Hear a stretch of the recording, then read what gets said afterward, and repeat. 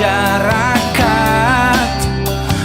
MOC Pintar, belajar mandiri, pintar bersama.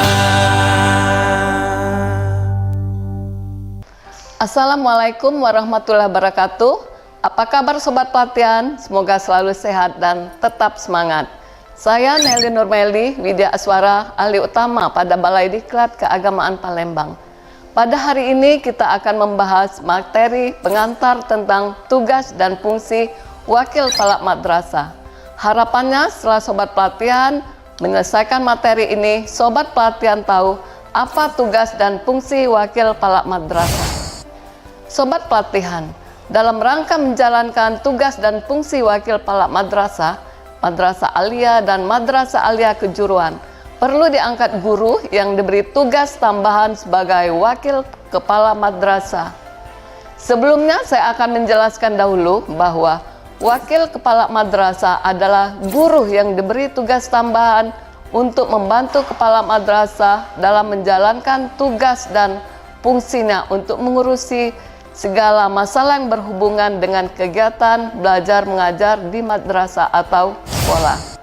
Berdasarkan penetapan keputusan Direktur Jenderal Pendidikan Islam atau Kepdirjen Pendis nomor 1531 tahun 2020 tentang petunjuk teknis pengangkatan guru yang diberi tugas tambahan sebagai wakil kepala madrasah. Sobat Pelatihan berbahagia, manajemen berbasis madrasah memberikan otonomi kepada kepala madrasah untuk mengatur madrasahnya sesuai dengan prinsip transparan dan demokrasi. Dalam menjalankan prinsip manajemen berbasis madrasah tersebut, wakil kepala sekolah perlu dibantu oleh satu atau beberapa wakil kepala madrasah. Wakil kepala madrasah bertanggung jawab pada kepala madrasah dalam pengembangan madrasah dengan kerjasama yang baik, saling menghargai, menghormati, dan berdiskusi dalam membantu kepala madrasah mewujudkan visi dan misi madrasah. Sobat Pelatihan berbahagia, dalam mewujudkan iklim madrasah yang demokratis, jujur, dan transparan, seorang wakil kepala madrasah menentukan juga dan terlibat untuk seluruh guru dalam proses pemilihannya. Tujuannya untuk apa? Yaitu memberi peluang yang sama setiap guru untuk siap memimpin dan dipimpin dalam organisasi di madrasah. Sobat Pelatihan, berdasarkan pertimbangan di atas, maka diperlukan petunjuk teknis pengangkatan guru yang diberi tugas tambahan sebagai wakil kepala madrasah. Adapun petunjuk teknis ini bertujuan menjadi acuan bagi Kepala Kanwil Kementerian Agama Provinsi, Kepala Kantor Kementerian Agama Kabupaten atau Kota, penyelenggara pendidikan madrasah atau kepala madrasah dalam hal ini. Yang pertama, pemilihan wakil kepala madrasah. Kedua, pengangkatan wakil kepala madrasah. Dan ketiga, pemberhentian wakil kepala madrasah. Sobat Pelatihan berbahagia, adapun ruang lingkup petunjuk teknis meliputi: 1. Persyaratan wakil kepala madrasah, kedua pemilihan wakil kepala madrasah, dan ketiga pengangkatan atau pemberhentian wakil kepala madrasah.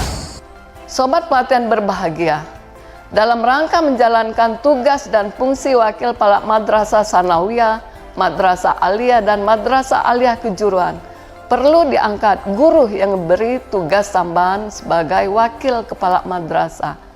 Nah, wakil kepala madrasah ini adalah guru yang diberi tugas tambahan untuk membantu kepala madrasah dalam menjalankan tugas dan fungsinya untuk mengurusi segala masalah yang berhubungan dengan kelancaran belajar mengajar di sekolah atau madrasah. Wakil kepala madrasah bertanggung jawab kepada kepala madrasah dalam pengembangan madrasah dengan kerjasama yang baik, saling menghargai, menghormati, dan berdiskusi dalam membantu kepala madrasah mewujudkan visi dan misi madrasah. Berdasarkan keputusan Direktur Jenderal Pendidikan Islam atau Kepdirjen Pendis nomor 1531 tahun 2020 tentang pengangkatan guru yang diberi tugas tambahan sebagai wakil kepala madrasah, bahwa untuk membantu tugas kepala madrasah, madrasah sanawiyah, madrasah aliyah, dan madrasah aliyah kejuruan, perlu diangkat guru yang diberi tugas dan fungsi wakil kepala madrasah.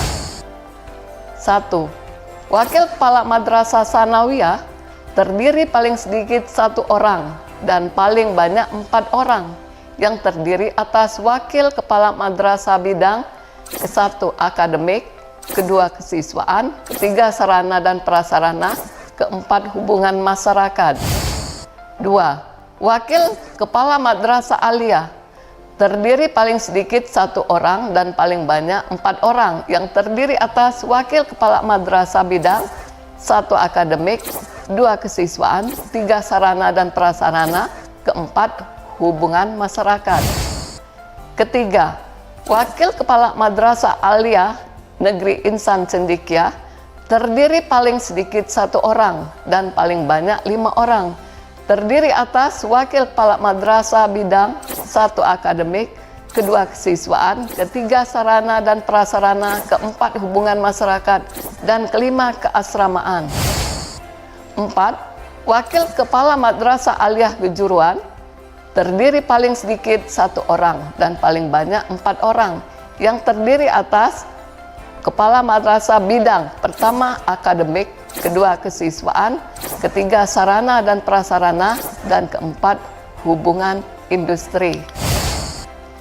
Setelah itu ada tugas pokok dan fungsi atau tupoksi wakil kepala madrasah dalam keputusan Direktur Jenderal atau Kepdirjen Pendis nomor 1531 tahun 2020 adalah: 1. Wakil kepala madrasah melaksanakan tugas dan bertanggung jawab sebagai pembantu kepala madrasah.